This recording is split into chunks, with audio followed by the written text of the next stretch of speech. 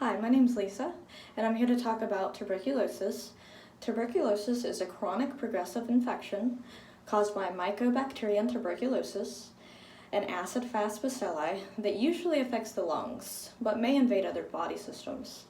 TB is the leading cause of death from a curable infectious disease throughout the world. The highest number of cases is among foreign-born individuals, accounting for 67% of cases in the U.S. in 2016 alone. Crowded institutional settings or living environments, homelessness, substance abuse, and lack of access to screening and medical care contribute to the spread of TB. Over the past decade, there has been a rapid emergence of multi-drug resistance TB.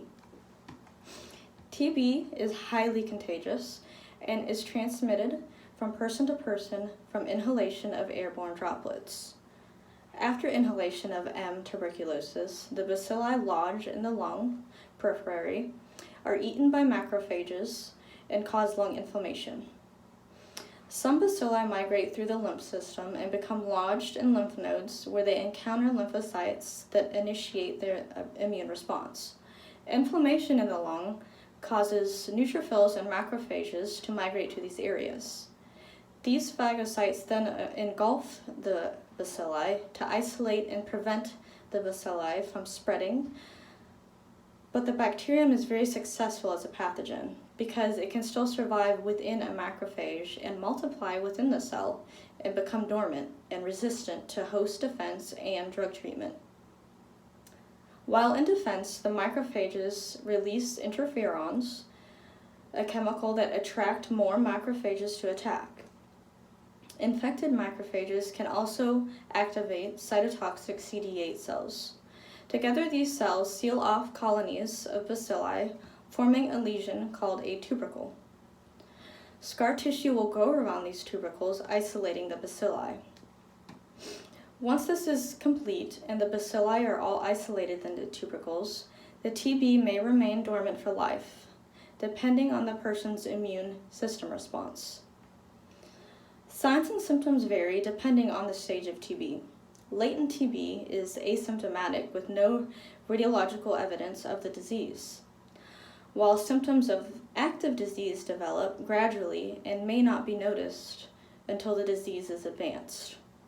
Common clinical manifestations include fatigue, weight loss, lethargy, anorexia, a low-grade fever that usually occurs in the afternoon, and night sweats.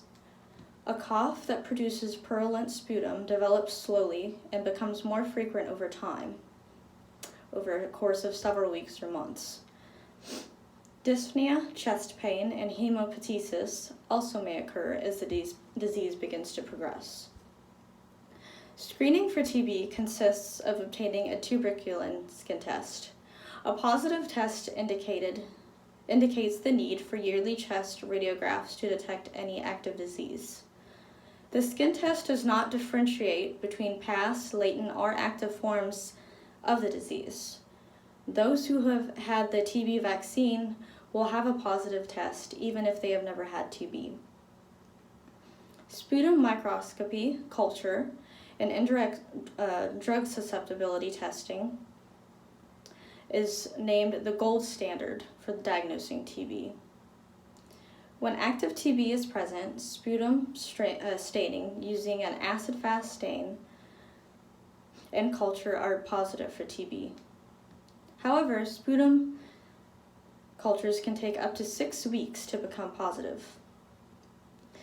Current TB-specific nucleic acid amplification tests are important supplementary tests for rapid direct detection of multi-drug resistant TB. Chest x-rays for those with current or previous active disease demonstrate changes such as nodules, calcifications, cavities, and hilar enlargement, commonly seen in the upper lobes of the lung. Screening and treatment of positive cases helps to prevent the transmission of disease, isolating those with active TB, limiting use of immunosuppressive meds, and treating underlying immunocompromising diseases such as AIDS are critical steps in preventing the transmission of TB. Treatment consists of combinations of antibiotics, such as isoniazid, rifampin, pyrazinamide, and ethambutol, to control drug-sensitive disease or prevent reactivation of latent TB infections. The choice of drugs and duration of treatment depends on the individual. Because the waxy coat of TB renders it impermeable to many common drugs, the recommended treatment is an 18-month administration of the combo of at least 4 drugs to which the microorganism can respond to.